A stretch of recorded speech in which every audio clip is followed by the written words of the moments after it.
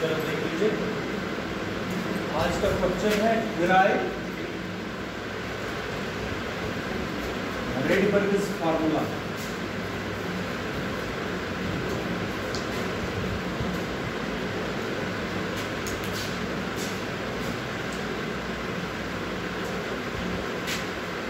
Derive Rydberg's formula for origin of spectral lines in hydrogen atom.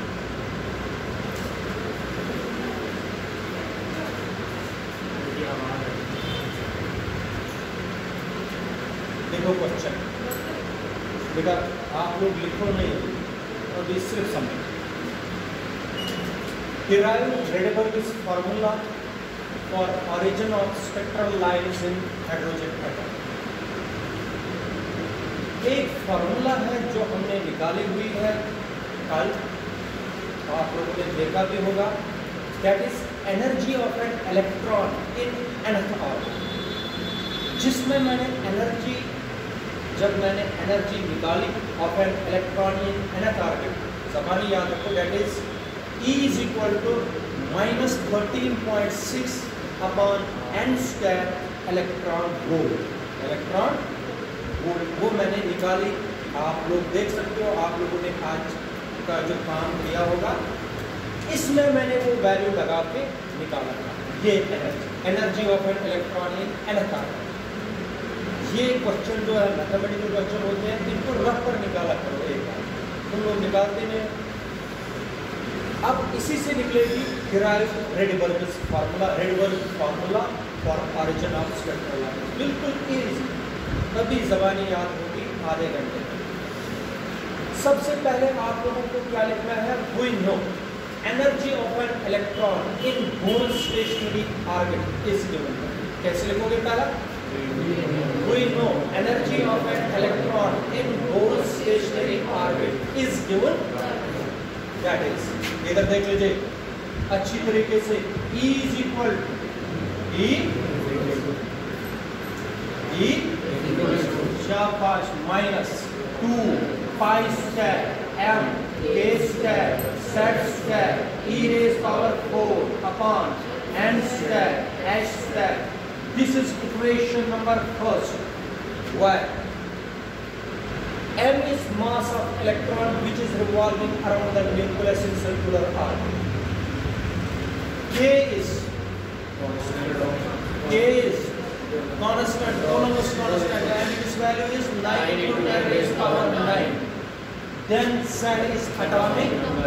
E is charge of an electron which is equal to 1.6 into 10 raised power minus 19 coulomb. And H is Planck's constant, its value is 6.6 into 10 raised power minus 34. पता है ना, सारे values आप लोगों को पता है, लेकिन इसको मैंने इक्वेशन फर्स्ट देख लीजिए। देखो, सबसे पहले आप लोगों को मैं बताता हूँ according to Bohr's fifth postulate, according to Bohr's वो मैं थोड़ा सा यहाँ पर रिवाइज करूंगा आप लोगों के लिए। अगर it is nucleus,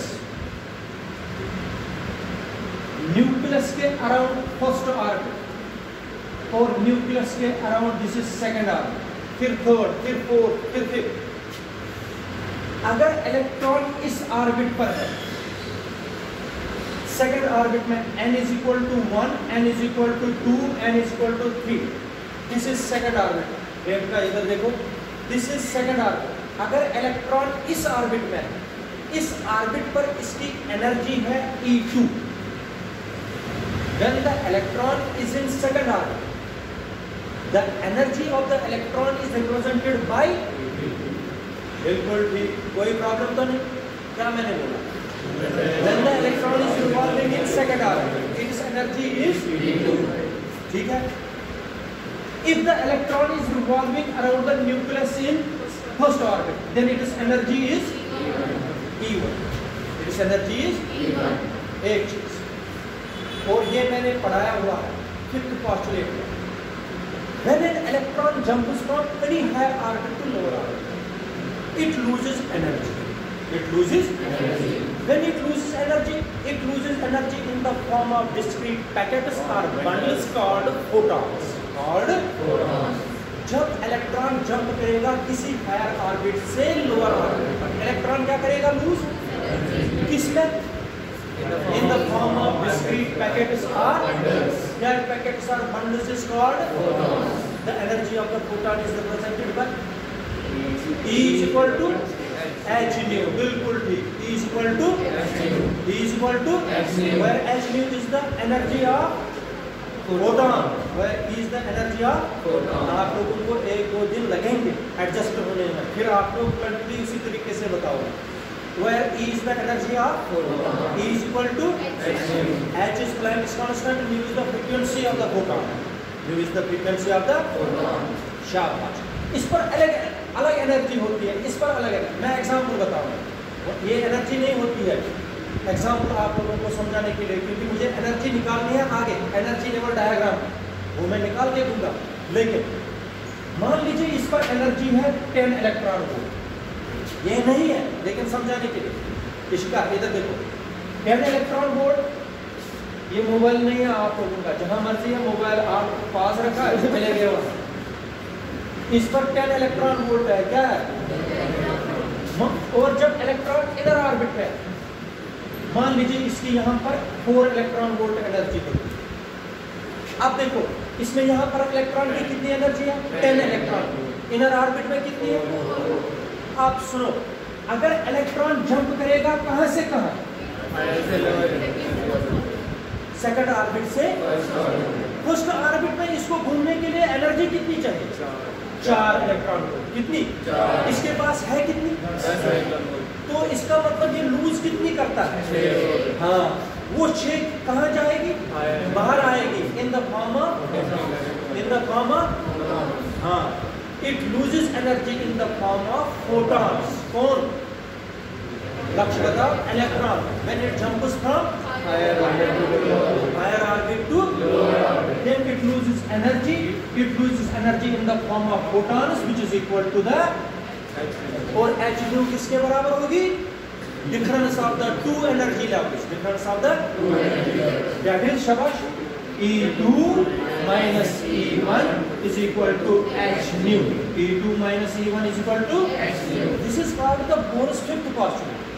This is called the Bohr's fifth postulate. ये Bohr's fifth postulate है. An electron revolving around the nucleus does not lose energy continuously. It loses energy in the form of discrete packets are called photons. If the electron jumps from any higher orbit having energy E2 to the lower orbit having energy E1, then the difference of the two energies is given by E2 minus E1 is equal to h nu.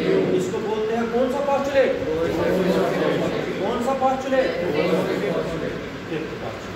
ठीक है बेटा. आप हमें निकालना है रेडिवर्स formula. देखो अब तो कोई मुश्किल नहीं. जरा आप लोग देख लीजिए, अगर फर्स्ट ऑर्बिट, अगर इलेक्ट्रॉन घूमता है किसमें? फर्स्ट ऑर्बिट, तो उसके लिए n is equal to n1 लिखा मैंने. क्या लिखा? क्या लिखा बेटा? एनर्जी क्या होगी? E is equal to E1 किसमें? Then equation first is represented as. कौन बताएगा? आप लोगों को लास्ट में दिखाई देता है वहां से बेटा कि नहीं? फिर आगे आ जाओ. अगर नहीं दिखाई तो वो टूल रख सकते हो और बैठ सकते हो आराम से. अगर नहीं दिखाई देता, इधर देखो, जब फर्स्ट ऑर्बिट में घूमेगा इलेक्ट्रॉन, इसकी वो ऑर्बिट क्या रिप्रेजेंट किया मैंने? n1. क्या किया? n1 रिप्रेजेंट किया. एनर्जी क्या मानी इस ऑर्बिट में? शाबाश. जब सेकंड ऑर्बिट में घूमेगा n2 और E2. ठीक है, शाबाश. चलो पहले हम फर्स्ट ऑर्बिट की बात करते हैं. फर्स्ट ऑर्बिट में क्या होगा? फर्स्ट ऑर्बिट का मतलब लोअर ऑर्बिट. फर्स्ट ऑर्बिट से बेहतर लिखना है लोअर ऑर्बिट, क्योंकि लोअर ऑर्बिट कुछ भी हो सकता है. सेकंड और थर्ड हो गया, थर्ड और फोर्थ हो, ये अपनी मर्जी. अच्छा, लोअर ऑर्बिट के लिए शाबाश, बना दीजिए formula. E1 is equal to, शाबाश, minus 2 pi square m k square z square e upon, शाबाश, बोलो, n1 का स्क्वायर, फिर दिस इज इक्वेशन नंबर, कोई परेशानी तो नहीं? राहुल समझ आया? शाबाश। Any higher orbit, higher orbit के लिए यही इक्वेशन लिखो, शाबाश, बोलो, n is equal to n2, शाबाश, e इज इक्वल टू, बना formula, E2 is equal to, शाबाश, माइनस 2 पाई स्क्वायर, फिर m k square z square e raise power 4 upon n2 का स्क्वायर, शाबाश, h square. This is equation number, this is the energy in higher orbit, this is the energy in lower orbit, शाबाश, according to मोरिस fifth postulate. क्या है? मैं लिखूंगा h nu is equal to E2 minus E1, उससे क्या फर्क है? शाबाश, according to Bohr's fifth postulate, h nu is equal to, शाबाश, बोलो बोलो, E2 minus E1, E2 minus E1। नहीं याद होगा, नहीं कर पाओगे क्वेश्चन, ये लिखना है आपको, याद करना है। According to Bohr's fifth postulate, h nu is equal to E2 minus E1। This is equation number, this is equation number 4, बिल्कुल ठीक, ये इक्वेशन नंबर 4 है। आप कहां से लाऊंगा E1 और E2 का वैल्यू? सेकंड और using the values of equation second and third in 4, देखेंगे क्या बनेगा। काम तो इसमें करना है, ये सब्स्टिट्यूशन तो लगानी है, शाबाश, अच्छी तरीके से करके बता दीजिए, बोलो बोलो बोलो, h nu is equal to, h nu is equal to E2 minus 2 pi square m k square z square e raise power 4 upon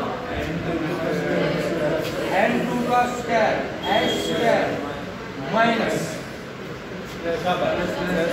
minus minus, ये माइनस और ये फॉर्मूला का माइनस, माइनस माइनस, शाबाश, क्या आएगा? 2 pi square m k square z square e raise power 4 upon, बोलो बोलो बोलो जल्दी, n1 का स्क्वायर h, पॉजिटिव वाली टर्म पहले लिखो, नेगेटिव वाली बाद, क्या करना है? शाबाश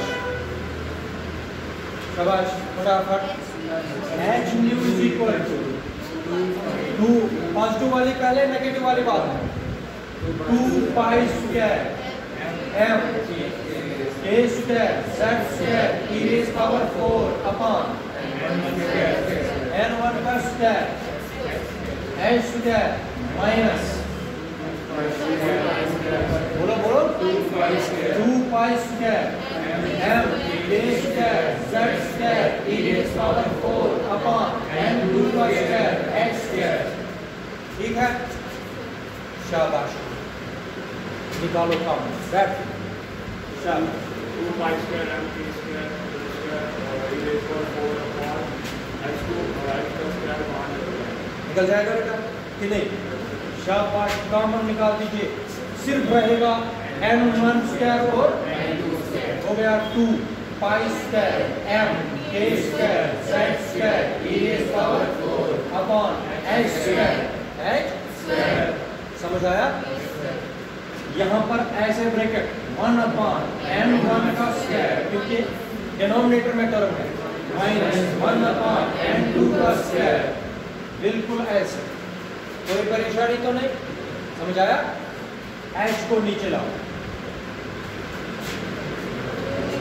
h को नीचे लाओ, न्यू इज इक्वल टू, तुम लोगों को न्यू और v में फर्क नहीं है जानते, v के बजाय न्यू लिखते हो, न्यू के जगह न्यू लिखते हो, ये न्यू कंप्यूटर में ऐसे ही आता है, थोड़ा सा डिफरेंस है v और तो वो तो आपको जाननी चाहिए ना। तुम लोग v के बजाय न्यू लिखते हो, न्यू के बजाय v लिखते हो, न्यू थोड़ा फर्क है, v थोड़ा फर्क है। याद रखना। वी ऐसे लिखा होता है उसमें, ऐसे होगा, न्यू होता है ऐसे कंप्यूटर में। तो ये याद रखना आपको, वी और न्यू में फर्क जानना है। न्यू एच को नीचे लाओ, 2 y square m a square z square e raised power 4 upon h cube, बिल्कुल ठीक, h cube, शाबाश। 1 upon n1 का स्क्वायर माइनस 1 upon n2 का स्क्वायर, बिल्कुल ठीक, कोई परेशानी तो नहीं, शाबाश। There is a relation between velocity and frequency. There is a relation between velocity of light and frequency. याद है किसी को बेटा? बिल्कुल सिंपल रिलेशन हम करते आ रहे हैं।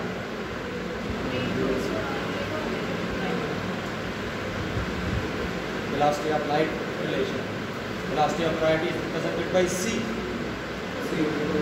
c is equal to, बोला है एक बार नहीं बहुत बार नहीं यूज किया। शाबाश। We know nu c is equal to nu lambda. है relation? There is a relation between c and lambda. c is equal to nu lambda. Nu lambda. इसका इस फार्मूला में nu किसके बराबर आएगा? बोलो। nu किसके बराबर आएगा इसमें? nu is equal इस फार्मूला के बेसिस पर c upon lambda, c upon lambda, बिल्कुल ठीक, c अपॉन लैम्डा यहाँ पर आएगा। ये न्यू के बजाय क्या लिखेंगे? c अपॉन लैम्डा, ठीक है, फार्मूला याद रखनी है।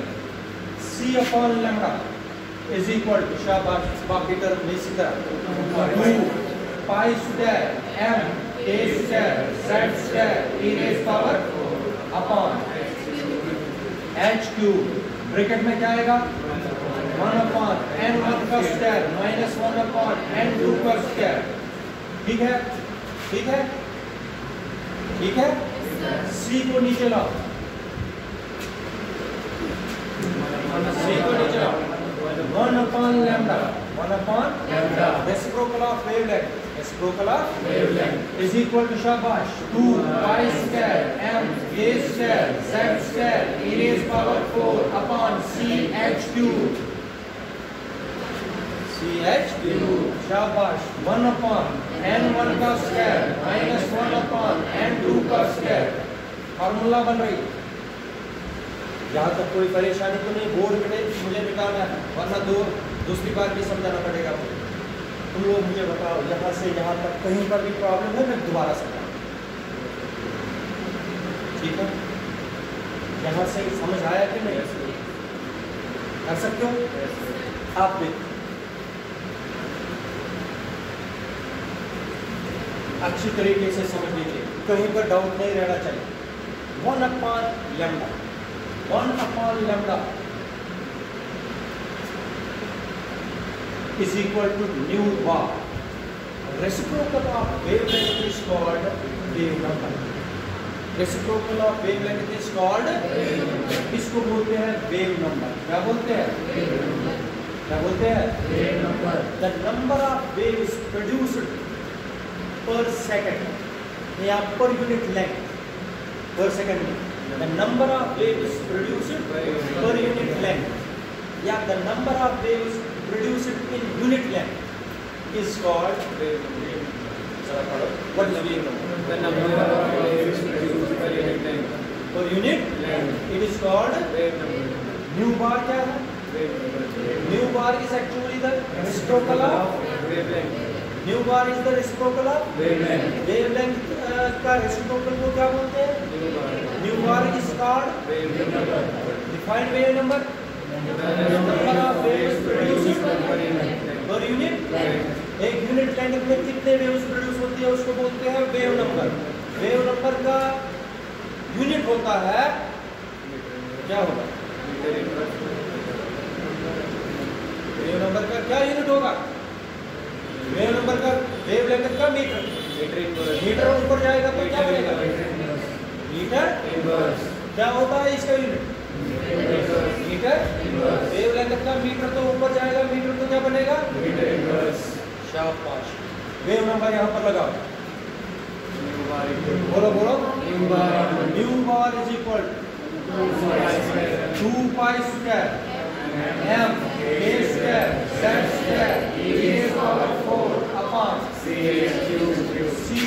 cube into 1 upon n1 का स्क्वायर minus 1 upon n2 का स्क्वायर। मुश्किल है? मुश्किल है? हाँ, देखो क्या करूंगा। न्यू बार इज इक्वल एक r z square 1 upon n1 square minus 1 upon n2 square. y r is equal to 2 pi square m a square e raised power 4 upon। बेटा एक चीज मैं आप लोगों को बताता हूँ, ये इतनी बड़ी रिलेशन है लेकिन एक भी चीज इसमें वेरिएबल नहीं है, सारे कांस्टेंट। इसको पढ़ो। 2 constant, pi constant, mass of electron is constant, ये 9 into 10 raised power 9 is constant, the charge of electron is constant, velocity of light is constant, the plane is constant, is also constant। इसलिए r क्या है? Constant. r क्या है? Constant. and this constant is called Rydberg's constant। क्या बोलते हैं इसको? Rydberg's constant। कौन सा कांस्टेंट बोलते हैं? Rydberg's constant। Rydberg's constant। शाबाश। and its value is 1.097 into 10 raised power 7 per meter। पर मीटर हो गया मीटर वर्ड्स। रेडबर्ग का कांस्टेंट, तो इसका वैल्यू कितना होता है? 1.097 into 10 raised power 7। आप लोग मुझे बताओ अब फार्मूला क्या कहां तक पहुंचेगा? न्यू इज इक्वल टू, शाबाश, nu bar is equal to, बोलो फटाफट, nu bar is equal to, शाबाश।